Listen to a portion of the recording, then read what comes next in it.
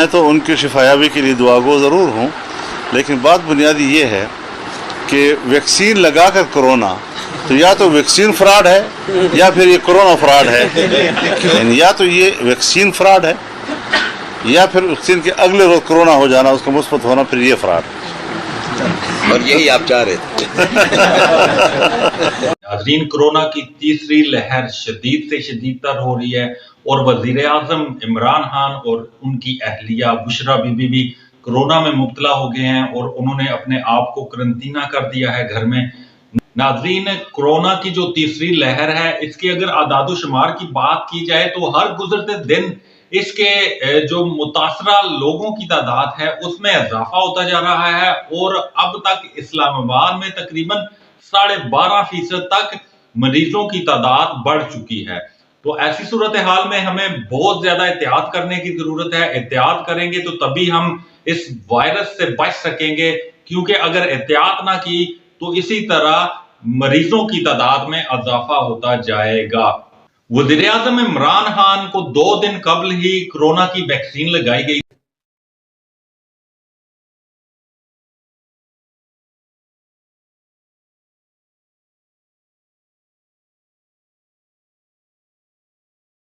لیکن اس کے باوجود وہ اپنی روزمرہ کی مصروفیات کو جاری رکھے ہوئے تھے۔ انہوں نے محنت کشوں کے گھروں کا افتتاح کیا، اس کے علاوہ وہ سوات موٹر وے کا افتتاح کیا، اس کے علاوہ مردان میں ایک یونیورسٹی میں گئے، وہاں پر لیکچر دیا۔ ناظرین، وزیر اعظم عمران خان کو کورونا کی تصدیق ہوئی تو اپوزیشن سے تعلق رکھنے والوں نے بھی ان کے لیے نیک خواہشات کا اظہار کیا اور حکومتی وزراء کی جانب سے بھی ان کے لیے نیک خواہشات کا اظہار کیا جا رہا ہے۔ حیرت کی بات ہے کہ کچھ ہمارے سیاستدان ایسے بھی ہیں جو اب تک کرونا کو ایک مذاق سمجھ رہے ہیں۔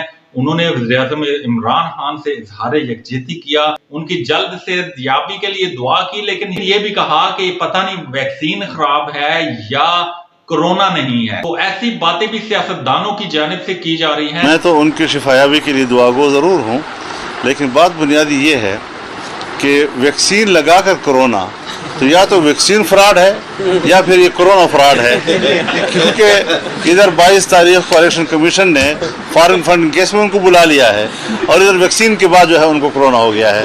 تو یہ ساری چیزیں سمجھ میں نہیں آ رہی ہمیں۔ پھر یہ اعلان کس نے کیا ہے، ذرا آپ مجھے بتا سکتے ہیں کہ کس ڈاکٹر نے کیا ہے؟ اسد عمر صاحب نے بھی ٹویٹ کیا ہے۔ نہیں، ایک ٹویٹ ہے، اس میں ڈاکٹر نہیں ہے نا۔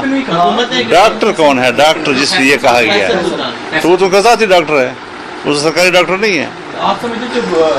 چیزیں جو ہیں یہ سامنے آ رہی ہیں، میں نہیں آپ سے بات کر رہا، مجھے سوالات پہنچ رہے ہیں سوشل میڈیا پہ۔ جی میں تفصیل تو نہیں کہہ سکتا، یعنی یا تو یہ ویکسین فراڈ ہے یا پھر ویکسین کے اگلے روز کرونا ہو جانا، اس کا مثبت ہونا، پھر یہ فراڈ ہے۔ اور یہی آپ چاہ رہے تھے۔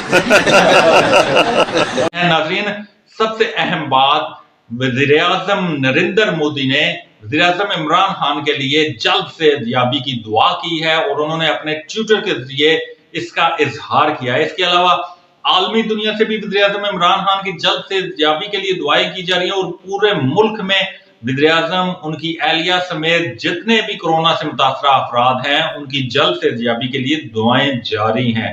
ناظرین، وزیر اعظم عمران خان قرنطینہ ہو چکے ہیں اور وہ گھر میں ہیں، ان کی اہلیہ بھی گھر میں ہیں، تاہم یہی بتایا جا رہا ہے جو ان کی علامات ہیں وہ اتنی شدید نہیں ہیں، یعنی ابھی ابتدائی سٹیج کی ہے۔ ان کے معاون خصوصی برائے صحت وہ بھی یہی کہہ رہے ہیں کہ ان کی ملاقات ہوئی ہے اور یہی انہوں نے کہا ہے کہ وزیر اعظم عمران خان کو کورونا کی جو علامات ہیں وہ ابھی ابتدائی سٹیج پر ہے اور اتنی زیادہ تشویشناک صورتحال نہیں ہے۔ ناظرین، وزیر اعظم عمران خان کو کورونا کی وجہ سے 23 مارچ کو یوم پاکستان کی پریڈ میں وہ شرکت نہیں کر سکیں گے۔ اس کے علاوہ ہر ہفتے جو وفاقی کابینہ کا اجلاس ہوتا ہے وہ نہیں ہو سکے گا۔ اس کے علاوہ جو باقی ان کی ایکٹیویٹی ہیں وہ ختم ہو چکی ہیں۔ ناظرین، اب یہی کہا جا رہا ہے کہ ان پچھلے 2-3 دنوں میں جو بھی ان سے ملاقات کرنے کے لیے آیا، انہوں نے اجلاسوں کی صدارت کی، تو ان سب لوگوں کے ٹیسٹ کروائے جائیں گے۔ خاص طور پر ایوان وزیر اعظم اور وزیر اعظم ہاؤس کا جو عملہ ہے ان کے ٹیسٹ بھی شروع کر دیے گئے ہیں تاکہ اگر کسی میں کورونا کے علامات پائی جا رہی ہے تو ان کی جلد از جلد علاج کیا جا سکے۔